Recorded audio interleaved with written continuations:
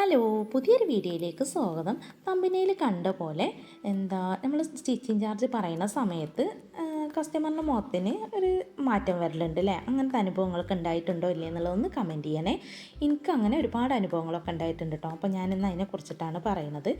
അപ്പോൾ എനിക്കുണ്ടായ അനുഭവം എന്താ വെച്ചിട്ടുണ്ടെങ്കിൽ, നമ്മളിങ്ങനെ സ്റ്റിച്ച് ചെയ്ത് കൊടുക്കുന്ന സമയത്ത് കസ്റ്റമർ കൊണ്ടുപോകാൻ വന്നൊക്കെ ഇട്ട് റെഡിയായി ഒക്കെ നമ്മൾ ചാർജ് പറയുന്ന സമയത്ത് പെട്ടെന്ന് ചിരിച്ചുകൊണ്ട് നിൽക്കണം മുഖത്തിനൊരു മാറ്റം വരും കേട്ടോ. ഇത്രയാണോ ആണോ എന്നുള്ളൊരിത്.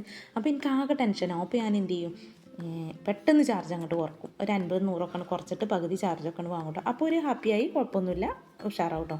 അപ്പോൾ അങ്ങനെ ചെയ്തുകൊണ്ട് നിന്നപ്പോൾ ഹസ്ബൻഡ് പിന്നെ എന്നെ ചീത്ത പറയൽ തുടങ്ങി കേട്ടോ. ഹസ്ബൻഡ് പറയും, ഇനി എന്തിനാ ഈ പണിക്ക് നിൽക്കുന്നത്, അത് നിർത്തിക്കാളാന്ന് പറയും.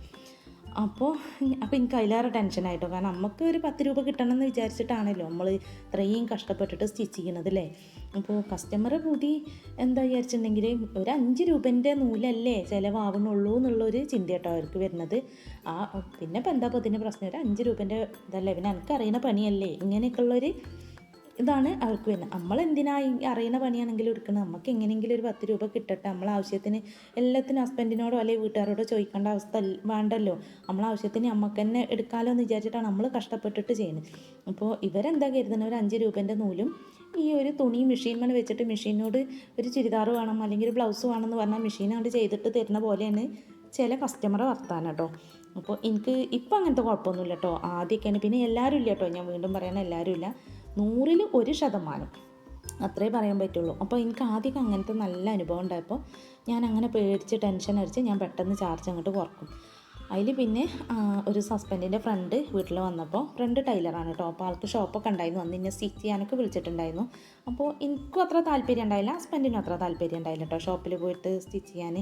കാരണം ഷോപ്പിൽ പോയിട്ട് നമ്മൾ സ്റ്റിച്ച് ചെയ്യാൻ നമ്മളെ ഷോപ്പാണെങ്കിൽ ഓക്കെ, ഒരാളെ ഷോപ്പിൽ പോയിട്ട് നമ്മൾ സ്റ്റിച്ച് ചെയ്യുമ്പോൾ നമുക്ക് അതിൻ്റെ ഒരു കമ്മീഷൻ അല്ലെങ്കിൽ ഒരു പകുതി പൈസ അങ്ങനെ അവരെത്രയാണോ വെക്കണം ആ ഒരു പൈസ അല്ലേ നമുക്ക് കിട്ടുള്ളൂ. നമ്മളെ വീട്ടിലാണെങ്കിൽ ഇപ്പോൾ നമ്മളൊരു ചുരിദാർ സ്റ്റിച്ച് ചെയ്യുന്നത് എത്രയാണോ നമ്മൾ വാങ്ങുക ഫുള്ള് പൈസ നമുക്ക് തന്നെ എടുക്കാമല്ലോ. അപ്പോൾ പിന്നെ അന്നൊക്കെ മക്കളും കുഞ്ഞു മക്കളായിരുന്നു കേട്ടോ. അപ്പോൾ ഞാൻ അന്നൊന്നും അങ്ങനെ പോയിണ്ടായില്ല. അപ്പോൾ ആൾ വീട്ടിൽ വന്നപ്പോൾ പറഞ്ഞു കേട്ടോ, ഹസ്ബൻഡിൻ്റെ ഫ്രണ്ട് വീട്ടിൽ വന്നപ്പോൾ ഇങ്ങനെ പറഞ്ഞു, ഇവൾ ചാർജ് ഒന്നും വാങ്ങില്ല, ഇവൾ കുറച്ചിട്ടേ വാങ്ങുള്ളൂ, ആരെങ്കിലും ചാർജ് കൂടി ഇവൾ ചാർജ് പറയുന്ന സമയത്ത് മുഖത്തേക്ക് നോക്കുമ്പോൾ ഓരോ മുഖത്തിന് മാറ്റം വന്നാൽ അപ്പോൾ ഇവൾ ചാർജ് കുറക്കും എന്നൊക്കെ പറഞ്ഞു കേട്ടോ. അപ്പോൾ ഹസ്ബൻഡിൻ്റെ ഫ്രണ്ട് എന്നോട് പറഞ്ഞു, എന്തിനാ വെറുതെ എന്നാൽ ഈ സ്റ്റിച്ച് ചെയ്യാൻ വേണ്ടിയിട്ട് നിൽക്കുന്നത്, ആ സമയം എനിക്ക് കിടന്നുറങ്ങിക്കൂടെ എന്ന് പറഞ്ഞു. അപ്പോൾ എനിക്കും തോന്നി കറക്റ്റാണ്, എന്തിനാ നമ്മൾ വെറുതെ നമ്മളെ തടിയൊക്കെ ക്ഷീണിച്ച് നമ്മളെ വീട്ടിലെ പണികളൊന്നും എടുക്കാതെ അങ്ങനെയൊക്കെ ചെയ്തിട്ട് എന്തിനാ നമ്മൾ വെറുതെ മറ്റുള്ളവർക്ക് വേണ്ടിയിട്ട് പൈസ ഉണ്ടാക്കി കൊടുക്കണം, നമുക്ക് പൈസ ഉണ്ടാവാനാണല്ലോ നമ്മൾ ഈ ഇത്രയും കഷ്ടപ്പെടുന്നത്. അപ്പോൾ അത് വിചാരിച്ചിട്ട് അതിൻ്റെ ശേഷം ഞാനും എന്ത് തീരുമാനിച്ച്, എൻ്റെ ചാർജ് കറക്റ്റ് വാങ്ങൽ തുടങ്ങിട്ടോ. പക്ഷേ ഞാൻ എന്ത് ചെയ്യും, അവരോട് പറഞ്ഞ് മനസ്സിലാക്കി കൊടുക്കും, ഇതിന് ഇത്രയും കഷ്ടപ്പാടുണ്ട്, പിന്നെ നല്ല ഇലാസ്റ്റിക്കാണ് വെച്ചിട്ടുള്ളത്, അതുപോലെ സിബ് ഞാൻ നല്ല ക്വാളിറ്റി ഉള്ള തന്നെയാണ് കേട്ടോ അന്ന് ഇന്നൊക്കെ വെക്കൽ. അപ്പോൾ അതൊക്കെ ഞാൻ അവർക്ക് പറഞ്ഞ് മനസ്സിലാക്കി കൊടുക്കും. അപ്പോൾ കുറേ ഓക്കെ. പിന്നെ എന്നോട് ഹസ്ബൻഡ് പറഞ്ഞു, ഈ ആ ചാർജ് പറഞ്ഞിട്ട് അത് പറ്റിയിട്ട് കൊണ്ടുവരാൻ വരുന്നില്ല, കൂടുതലൊന്നും പറയണ്ട, ഈ നോർമലായിട്ടുള്ള ചാർജ് എല്ലായിടത്തും വാങ്ങണം, ആ ചാർജ് പറഞ്ഞാൽ മതി. അത് പറഞ്ഞിട്ട് അത് കൂടുതലൊന്നും ഇല്ല, അത് ഓക്കെയാണ് എന്നുള്ളവർ മാത്രം സ്റ്റിച്ച് ചെയ്യാൻ കൊടുത്താൽ മതി, അല്ലാത്തവർക്ക് ഈ വാങ്ങണ്ടെന്ന് പറഞ്ഞു. അല്ലാത്തൊരു അവിടെ കുറച്ച് കിട്ടുന്ന വെച്ചാൽ അങ്ങനെ കൊടുത്തോട്ടെ എന്ന് പറഞ്ഞു. അപ്പോൾ അതിൻ്റെ ശേഷം ഞാനും എന്ത് ചെയ്യൽ തുടങ്ങി, കറക്റ്റ് ചാർജ് പറയൽ തുടങ്ങി. പിന്നെ ചിലതൊക്കെ നമുക്ക് വിട്ട് കൊടുക്കേണ്ടി വരും, പിന്നെ ചിലത് നമുക്ക് അഡ്ജസ്റ്റ് ചെയ്ത് കൊടുക്കേണ്ടി വരും. അപ്പോൾ അതൊക്കെ അങ്ങനെ അതുപോലെ നമ്മൾ ചെയ്യും. പിന്നെ അല്ലാത്തതൊക്കെ ഞാൻ എന്ത് ചെയ്യും, അത്യാവശ്യം എൻ്റെ ചാർജ് പറയൽ തന്നെ തുടങ്ങി കേട്ടോ.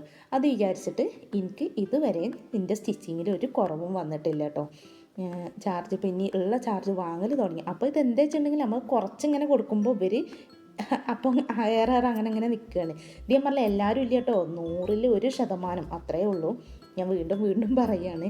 ഇപ്പോൾ ഇതൊക്കെ ഇപ്പോൾ ഈ വീഡിയോയിൽ കാണുന്നത് ഫുള്ള് എനിക്ക് ഈ ഒരു ഞായറാഴ്ച, ഇപ്പോൾ 28-ാം തീയതി ഞാൻ പറഞ്ഞില്ല, ഈ ഒരു ഞായറാഴ്ചയ്ക്ക് ചെയ്തിട്ടുള്ള ഡ്രസ് കോഡും ഈ ചുരിദാറുകളാണ്. ഒരു ദിവസം ഞാൻ 5 ചുരിദാറും ഒരു ബ്ലൗസുമാണ് ഞാൻ സ്റ്റിച്ച് ചെയ്തത്. പിന്നെ 2-3 ഓൾട്രേഷൻ വർക്കുകളും ഉണ്ടായിരുന്നു കേട്ടോ. അതിൽ ഫസ്റ്റ് കണ്ട ചുരിദാറൊക്കെ അതിൽ ഒരു ചുരിദാറിൻ്റെ വീഡിയോ എനിക്ക് എടുക്കാൻ പറ്റിയിട്ടില്ല, അത് ഞാൻ മറന്നുപോയി, പൊട്ടത്തിയായി പോയി. എന്താ വെച്ചിട്ടുണ്ടെങ്കിൽ വീഡിയോ ഒക്കെ ഞാൻ എടുത്തു, പക്ഷേ ഓണാക്കാൻ മറന്നുപോയി. അപ്പോൾ പിന്നെ വീഡിയോ എടുക്കലൊക്കെ കഴിഞ്ഞ് ഇവർക്ക് ഡ്രസ്സൊക്കെ കൊടുത്തു കഴിഞ്ഞിട്ട് ഞാൻ ഫോൺ നോക്കിയപ്പോൾ ഞാൻ വീഡിയോ ഓൺ ആക്കിയിട്ടില്ല. അപ്പോൾ അങ്ങനെ ഒരു പൊട്ടത്തരം അതിൽ പറ്റിയിട്ടോ. അപ്പോൾ അത് ഈ 5 ചുരിദാറൊക്കെ ഒരു ദിവസം സ്റ്റിച്ച് ചെയ്ത് ഒരു ബ്ലൗസും 5 ചുരിദാറും ഒക്കെ നമ്മൾ സ്റ്റിച്ച് ചെയ്ത് ഓൾട്രേഷൻ വർക്കൊക്കെ ചെയ്യാമെന്നുണ്ടെങ്കിൽ അത്യാവശ്യം നല്ല ടൈമും ആണല്ലേ. നമ്മൾ രാവിലെ എണീച്ചിട്ട് അന്നൊന്നും വീട്ടിൽ ഒരു പണി ഞാൻ എടുത്തിട്ടുണ്ടായില്ല. അപ്പോൾ രാവിലെ മുതൽ രാത്രി വരെ മെഷീനിലിരുന്നെങ്കിൽ നമുക്ക് ഈ 5ഉം 6ഉം ചുരിദാറൊക്കെ സ്റ്റിച്ച് ചെയ്യാനായിട്ട് പറ്റുള്ളൂ. സ്റ്റിച്ച് ചെയ്യണവർക്കറിയാം എൻ്റെ കഷ്ടപ്പാട് നന്നായിട്ടുണ്ട് എന്നില്ലേ അല്ലേ.